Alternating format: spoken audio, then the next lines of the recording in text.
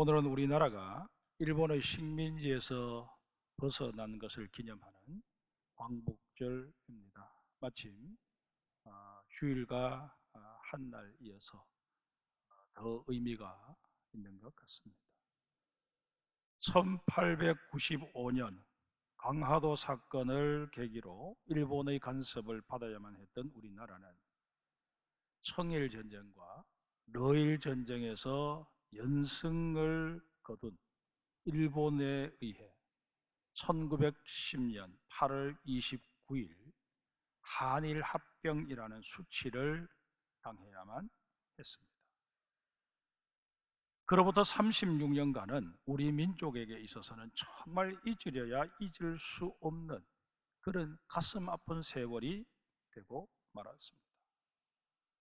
우리나라를 강점한 일본은 일본과 조선은 하나다 하는 논리를 내세워서 우리나라 사람들에게도 신사참배를 강요했습니다. 1937년 중일전쟁이 발발할 즈음에는 황국신민서사라는 것을 만들어 우리나라 사람들에게도 우리는 대일본 제국의 신민입니다. 우리는 마음을 합하여 천황폐하에게 충의를 다하겠습니다. 라는 문구를 외우게 했습니다. 뿐만 아니라 1938년에는 육군지원병 제도를 도입해서 우리나라 청년들을 일본의 침략전쟁에 강제로 끌어갔습니다.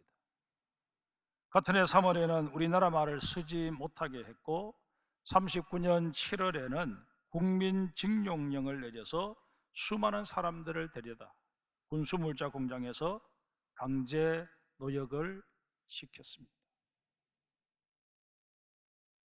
1943년 5월에는 독립운동에 늘 앞장섰던 한국의 기독교를 장악하고자 당시 기독교를 대표하던 두 교단 장로교와 감리교를 일본 기독교와 통합시켜 일본 기독교 조선장로교단, 일본 기독교 조선감리교단으로 격하시켰습니다. 일본의 만행은 거기서 그치지 않았습니다. 주일 난제배를 제외한 모든 예배와 집회를 금하고 예배당을 일본어 강습장과 근로 작업장으로 삼았습니다.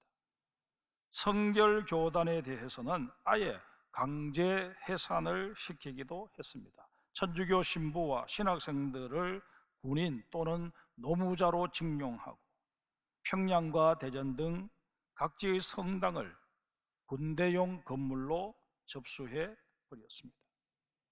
그야말로 일본의 만행이 극에 달한 것입니다. 그런데 여기서 우리가 눈여겨보아야 할 사실이 하나 있습니다. 1943년과 44년 일제는 유독 기독교에 대한 탄압을 강화했습니다. 예배를 훼손한 것도 모자라서 아예 기독교를 어용단체로 변질시키고자 작정하고 나선 것입니다. 많은 교계 지도자들을 회유해서 그들로 하여금 친일을 하도록 만들고 결국 해방 이후에 민족의 반역자라는 손가락질을 당하도록 만들어버리는 그런 만행을 저질렀습니다. 이에 하나님께서는 더 이상 참지 않으시고 일본을 패망케 하십니다. 원자폭탄 투하라는 정말 극단적인 방법까지 허용하시면서 일본의 만행을 멈추게 하신 것입니다. 1945년 8월 15일 정오 전날 녹음해둔 일본 천황의 항복조서가 방송을 통해서 전해지면서 우리나라는 꿈에도 그리던 해방을 맞이하게 되었습니다. 분명히 말씀을 드리지만 하나님께서는 예배를 훼손하는 세력에 대해서는 결코 용납하지 않으십니다. 오늘 본문 1절을 한번 보실까요? 그 후에 모세와 아론이 바로에게 가서 이르되 이스라엘의 하나님 여호와께서 이렇게 말씀하시기를 내 백성을 보내라. 그러면 그들이 광야에서 내 앞에 절기를 지킬 것이니라 하셨나이다. 모세는 바로에게 이스라엘 백성들이 광야로 나가서 하나님께 제사를 드리고 절기를 지킬 수 있도록 하라는 하나님의 명령을 전달했습니다. 지구상의 모든 종족은 동서고금을 막론하고 나름의 종교와 제의를 가지고 있습니다. 고대 문헌을 찾아보면 일반적으로 종교 의식은 이를 성신이나 나무나 돌 같은 자연물, 그리고 짐승을 신성시하는 토테미즘 성격이 과거에는 강했던 것을 확인할 수 있습니다. 또한 그들은 자신들이 신성시하는 그 대상을 형상으로 만들어 곁에 두는 것을 좋아했습니다. 아마도 시각적인 효과를 통해 신이 자신과 함께 하고 있음을 느끼고 그 도움을 받고 싶어서 그렇게 했을 것입니다. 그런가 하면 이방의 종교 의식은 언제나 일방적이었습니다. 다시 말해서 신적인 존재의 응답이 전혀 없는 그야말로 독백 형태의 제사였다는 것입니다. 그러다 보니 이들은 하나의 신을 의지하는 것이 불안해서 필요와 상황에 따라 이런저런 신을 만들어서는 섬기는 다신 사상을 구축했습니다. 반면에 이스라엘은 하나님만을 예배하는 율신간을 가지고 있었습니다. 뿐만 아니라 제사를 통해 종종 하나님의 응답을 받았던 것을 우리는 성경을 통해서 확인할 수 있습니다. 아브라함이 그러했고, 또한 모세도 그러했고, 엘리야도 그러하지 않았습니까? 그러기에 이스라엘 백성들은 하나님을 굳이 형상화할 필요를 느끼지 못했습니다. 물론 하나님께서 나를 형상화하지 말라고 십계명을 통해서 말씀하시기도 하셨지만은 이스라엘 백성들은 기본적으로 하나님을 형상화해야 될 필요를 느끼지 못했습니다. 생활 속에서 하나님의 임재를 늘 느끼며 살았기 때문입니다. 그런데 이런 이스라엘 백성들이 애굽에 정착하면서 이런 제사의 전통을 점점 잃어버린 것입니다. 그 원인은 여러 가지였을 것입니다. 그런데 그 원인들 가운데 하나님을 가장 환하게 만든 것이 하나 있었습니다. 3절을 우리 보십시다.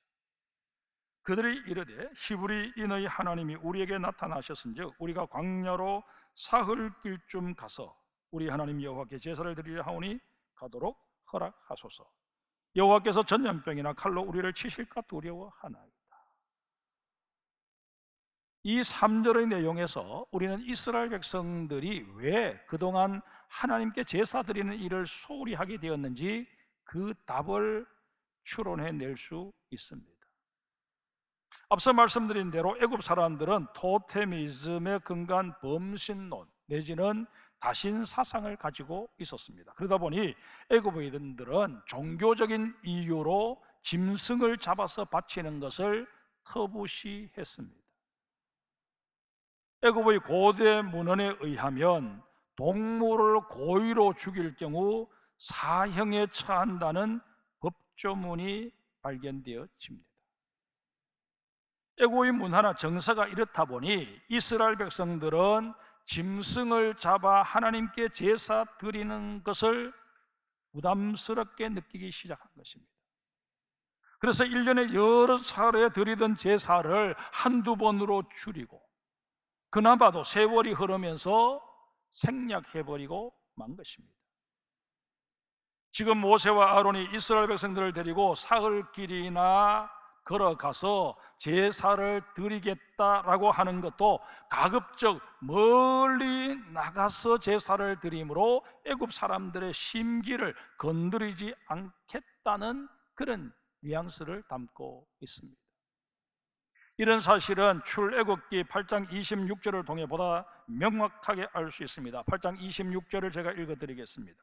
모세가 이르되 그리하면 부당하니이다. 우리가 우리 하나님 여호와께 제사를 드리는 것은 애굽 사람이 싫어하는 바인즉 우리가 만일 애굽 사람의 목전에서 제사를 드리면 그들이 그것을 미워하여 우리를 돌로 치지 아니하리이다. 이 말이 어떤 배경에서 나오게 되었느냐 하면, 하나님께서 내리신 네 번째 파리 때 재앙으로 인해 혼이 난 바로가 모세더러 멀리 나가서 제사 드릴 것 없이 이스라엘 백성들로 하여금 지금 현재 거주하고 있는 고센 땅에서 제사를 드리도록 해라, 그렇게 제안을 합니다. 이에 대해 모세가 그렇게 할 수 없는 이유를 밝힌 내용이 바로 26절입니다. 그 이유인 즉슨 애굽인들이 싫어하는 일을 애굽 사람들이 보는 앞에서 행하는 것이 너무 부담스럽고 불안하다는 것입니다. 여기서 우리는 이스라엘 사람들의 현재 심리 상태를 알 수 있습니다. 그들은 여태껏 하나님을 기쁘시게 해야 하나, 아니면 사람을 기쁘게 해야 하나 하는 갈등 속에서 애굽 사람들의 비위를 맞추는 쪽으로 가닥을 잡아 온 것입니다. 혹 애굽 사람들이 자신들을 미워하고 혐오할까 봐 동물을 잡아서 하나님께 제사 드리는 것을 그동안 주저해왔고, 그러다 보니 세월이 흐르면서 흐지부지 되고 말았다는 것입니다. 여기서 우리가 관심을 가져야 할 것은 이런 이스라엘 백성들에 대한 하나님의 반응입니다. 마땅히 하나님을 섬겨야 할 백성이, 그것도 선민이 장차 세계 만방에 하나님의 높고 위대하심을 드러내어 세계 만민을 하나님께로 돌이켜야 할 책임이 있는 민족이 사람의 눈을 의식해서 하나님에게서 등을 돌리고 말았으니 하나님께서 가만히 계실 리 만무하지 않겠습니까? 아무리 선민이라도 그 책임을 다하지 못할 때는 하나님께서 그 책임을 물으십니다. 그동안 애굽은 이스라엘 백성들에 대해서 아주 호의적이었습니다. 1등 공신의 집안이다, 그 후손이다 하는 이유로 그들에게 많은 특혜를 주었습니다. 그런데 이랬던 애굽이 돌변합니다. 우리는 이것이 바로 이스라엘 백성들, 하나님을 제사하는 일을 잊어버린 그 이스라엘 백성을 징치하시는 하나님의 방법이었다, 그렇게 해석할 수밖에 없습니다. 출애굽기 1장 8절에 요셉을 알지 못하는 새 왕이 일어나 애굽을 다스리더니 라고 했는데, 이를 기점으로 해서 애굽은 더 이상 이스라엘 백성을 보호해주는 울타리가 아니라 그들을 억압하는 채찍으로 변해버린 것입니다. 이스라엘의 장정들은 애굽의 무기와 군수물자를 비축해두는 국고성 건축에 강제징용되었습니다. 뿐만 아니라 이스라엘 인구를 억제하기 위해 사내 아이들이 태어나면 나일강에 다 던져서 죽이라는 칙령까지 내려지게 되었습니다. 이스라엘이라고 하는 종족 자체가 이 땅에서 사라질 운명에 놓이게 된 것입니다. 우리가 하나님을 외면하게 되고 하나님을 등지게 되면, 그래서 하나님의 은총을 덧입지 못하게 되면 우리의 결말도 이렇게 될 수 있다는 것, 우리는 두려움을 가지고 깊이 생각해야 할 것입니다. 이스라엘 백성들은 그제야 한동안 잊고 살았던 하나님을 찾게 됩니다. 제사를 통해 다시 하나님과의 관계를 모색하기를 원한 것입니다. 하나님께서는 모세로 하여금 이런 이스라엘 백성들의 바람을 바로에게 전해주라고 말씀하십니다. 이스라엘 백성들이 애굽에서 나가 마음껏 하나님을 섬기며 살고자 하니 이제 허락해 달라, 그걸 강력히 요청하라고 명령한 것입니다. 하지만 이 문제는 바로가 즉흥적으로 결정할 수 있을 만큼 간단한 문제가 아니었습니다. 이스라엘 백성들을 내보내게 되면 당장 국고성 건축을 중단해야 합니다. 그렇게 되면 경제적 손실은 물론이거니와 바로 자신의 정치력에도 엄청난 타격을 입을 수밖에 없었습니다. 이에 바로는 이런 지하에 모세의 요구를 거절합니다. 2절 말씀을 제가 읽겠습니다. 바로가 이르되 여호와가 누구이기에 내가 그의 목소리를 듣고 이스라엘을 보내겠느냐? 나는 여호와를 알지 못하니 이스라엘을 보내지 아니하리라.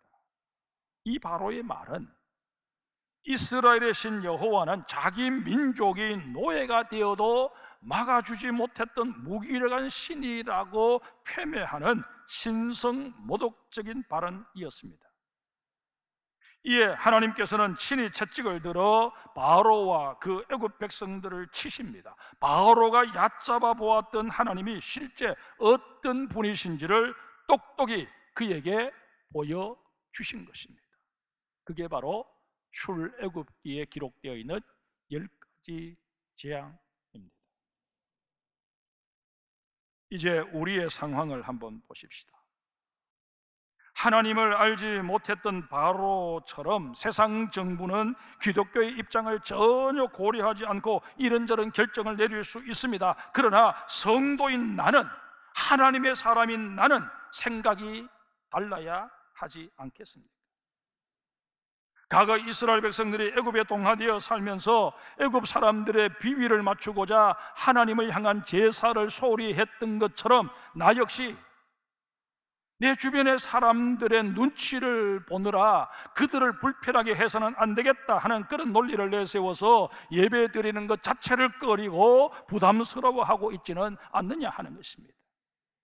물론 뜻하지 않게도 코로나 확진자와 동선이 겹치게 되면서 능동적 자가격리를 해야 하는 상황이라면 당연히 가정에서 영상 예배를 드려야 할 것입니다.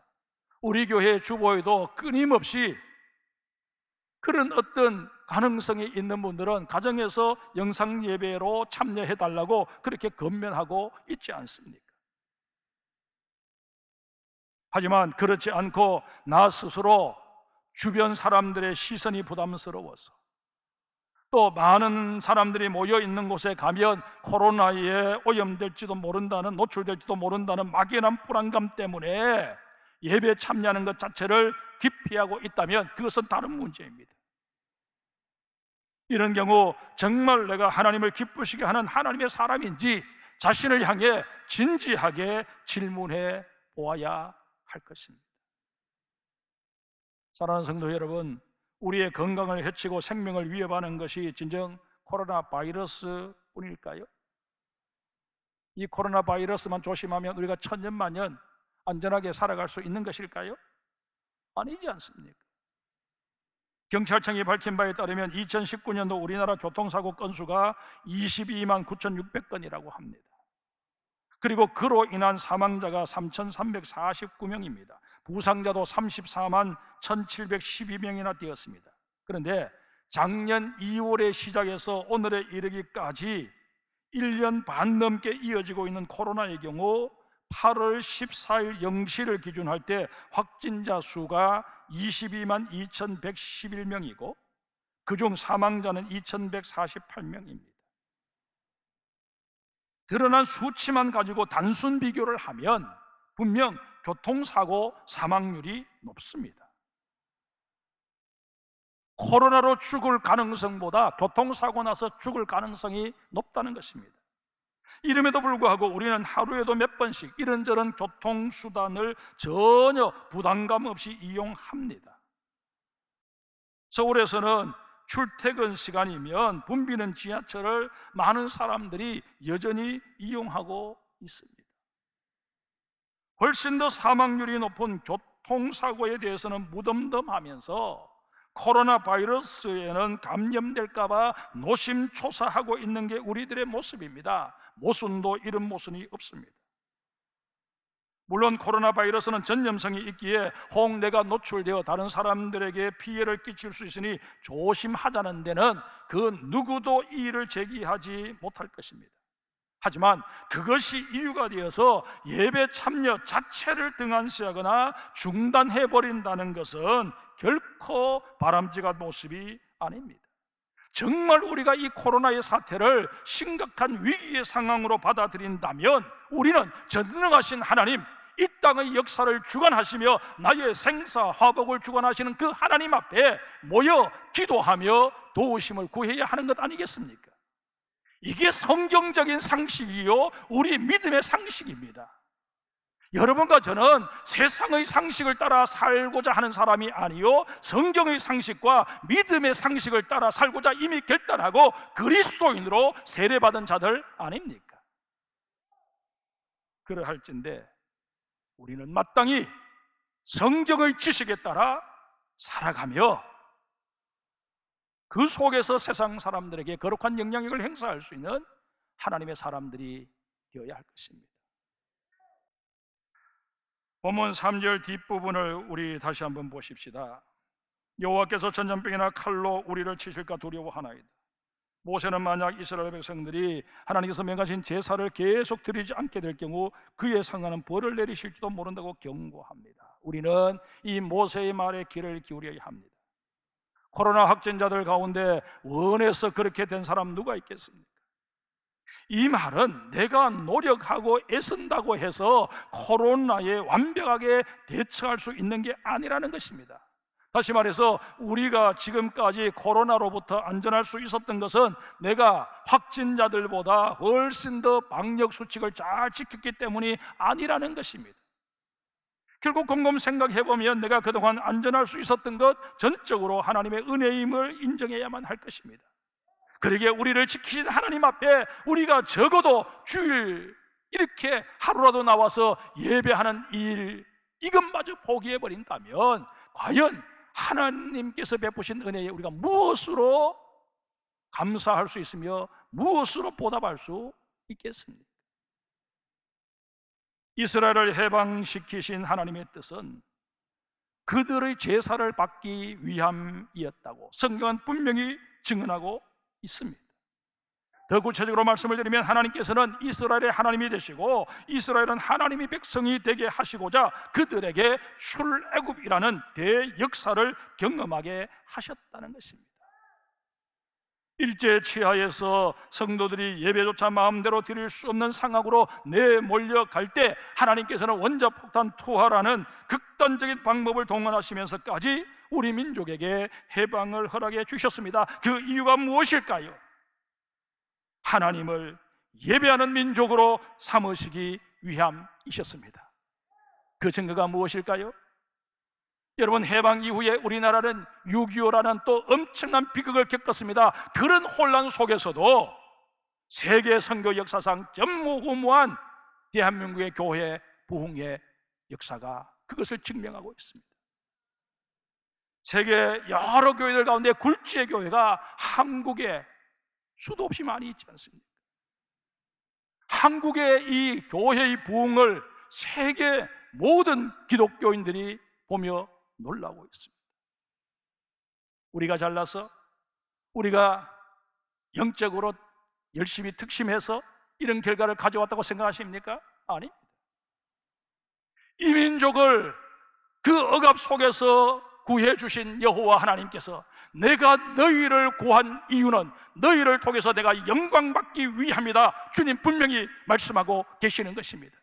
그래서 한국교회를 이렇게 놀랍게 성장시켜 주셨고 세계 두 번째 가는 선교국이 되게 하신 것입니다.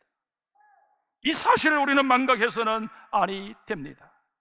그러기에 서구의 교회가 어떻고 북미의 교회가 어떻고 그렇게 여러분 얘기할 것이 아니라 이 대한민국의 교회는 하나님의 특별하신 은총을 입은 교회인 만큼 정말 끝까지 하나님을 예배하는 일을 포기해서는 아니 된다. 모이기를 우리는 힘써야 한다. 이 분명한 신앙 고백을 가지고 있어야 할 것입니다. 우리 그리스도인들에게 있어 예배는 생명과도 같습니다. 예배는 우리 기독교 신앙의 본질입니다. 현장에 나올 수 없는 상황이기에 영상 매체를 통해서 예배를 드리더라도 하나님 속히 현장에서 예배 드릴 수 있도록 우리의 예배 환경과 여건을 선하게 허락해 주십시오.